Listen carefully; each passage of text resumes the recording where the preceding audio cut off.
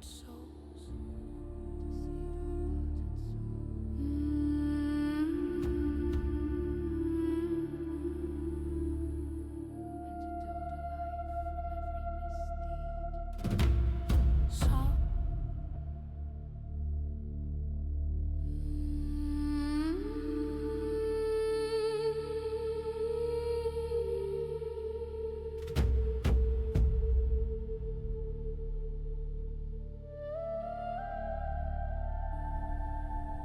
And to build a life from every misdeed.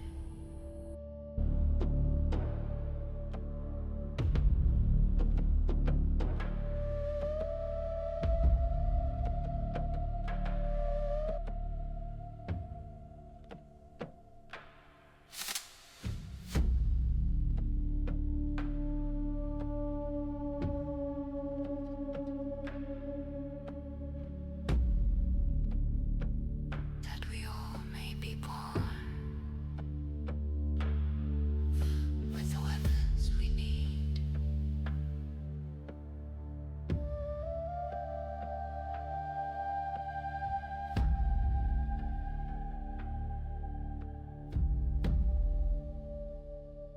She lay on her stomach with her face half buried in the sand. The sun burned on her back, bright and unforgiving. Her skin felt like wet cotton under a hot iron. Inside her mouth, the sand crunched like groundstone, and her tongue felt heavy and too large for her jaw. What in God's name had happened? A throbbing pain pulsed in her head, duller and deeper than any hangover. Thoughts wouldn't come. The world was blurry and wrong. Where was she? There was sand in her bra. Dana squeezed her eyes shut and pushed her hand on her forehead and tried to piece together what had happened. The air smelled salty and dry, with something underneath it that reminded her of burnt plastic. Not far away, someone was breathing, but her head was too heavy to lift. She rolled onto her side and opened one eye. Light shot like needles under her eyelids. Dana. The voice was soft, but she recognized it immediately, and it made her ribcage contract. Belinda. The last person she wanted to hear right now. Dana turned her head slowly. The muscles in her neck were stiff, and the world tilted when she moved too fast. Her stomach revolted without warning, and she vomited into the sand and gagged and wiped her mouth with her sleeve. Salt and bile pricked her nose. Gross, Belinda remarked. Dana narrowed her eyes to slits and waited for the haze to lift. Slowly it did. Other bodies came into view. First only shapes. Shadows lying where shadows had no business being. Then an arm. A set of shoulders. A face turned sideways into the sand. Her colleagues lay scattered across the beach as if someone had shaken them out of a net. Some on their backs with arms spread wide. Others curled up tight like embryos. Some moved. Others did not yet. Dana let her eyes travel across the bay. The sand was greyish and grainy and dull. The surf crashed against smooth rocks, where the beach gave way to something you couldn't quite call a forest. It was a dark green and dense wall of leaves that shone greasily in the sun. Nothing like the Thailand she had expected. She moved her hand across the sand until her fingers touched something familiar. Nylon. A buckle. Her backpack. She opened it with unsteady hands. The pencil case. A bottle of sunscreen. A folded sweater. And almost forgotten at the very bottom, a half-full water bottle. Thirst hit her like a wave. Her throat felt like sandpaper. She unscrewed the cap and took 2 small sips.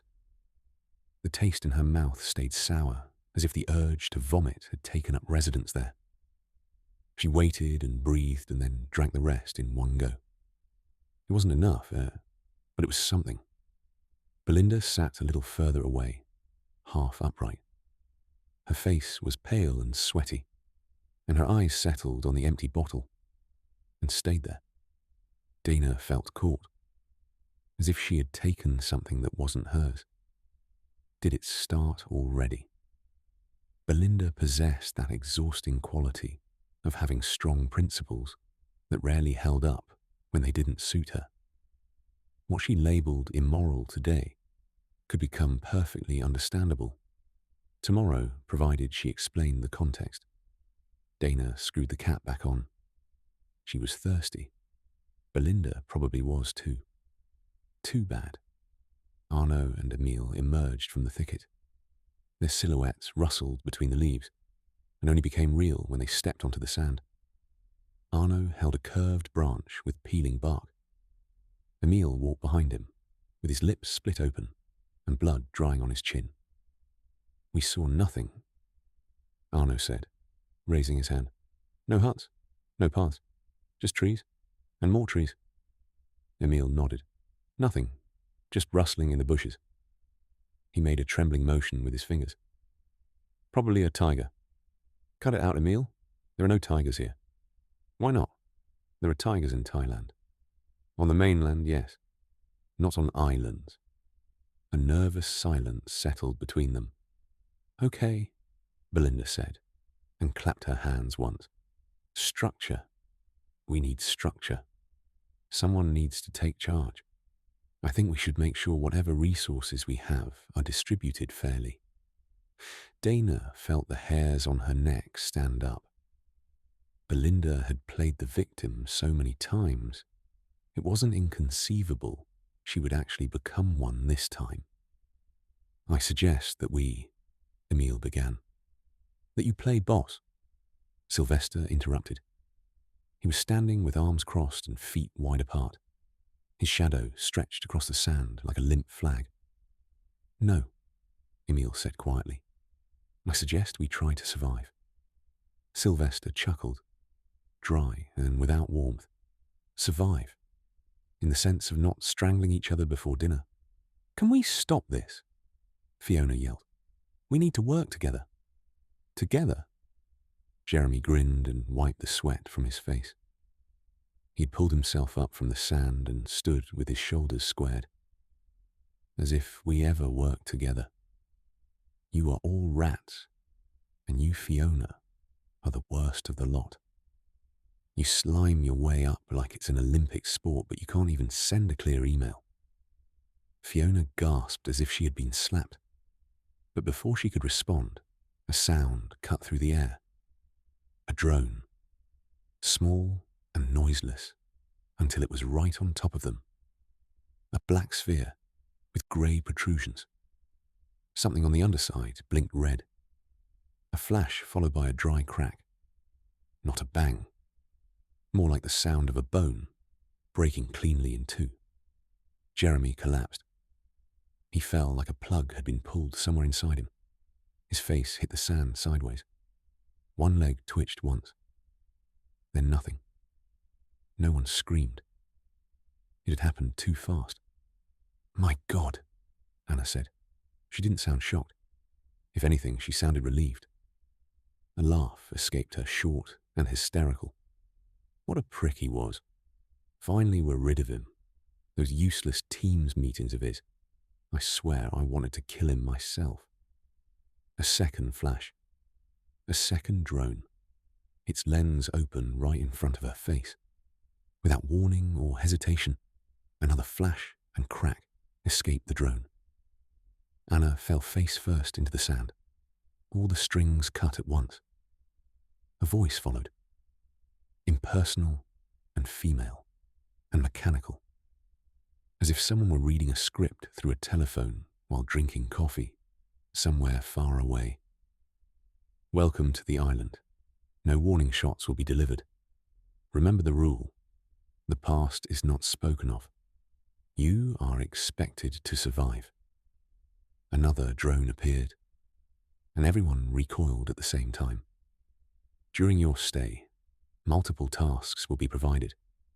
When a task is successfully executed, you will receive what is necessary to proceed. Cooperation is strongly encouraged. You hereby receive the first task. Clean up the bodies. Not tomorrow. Not later. Now. Reward, water, and food. The nature of the correction will not be explained beforehand. It is strongly advised not to ignore, or delay, or sabotage this task. We wish you an educational and productive retreat. The drone hovered a moment longer. Then it glided upward and disappeared into the sun. No one spoke.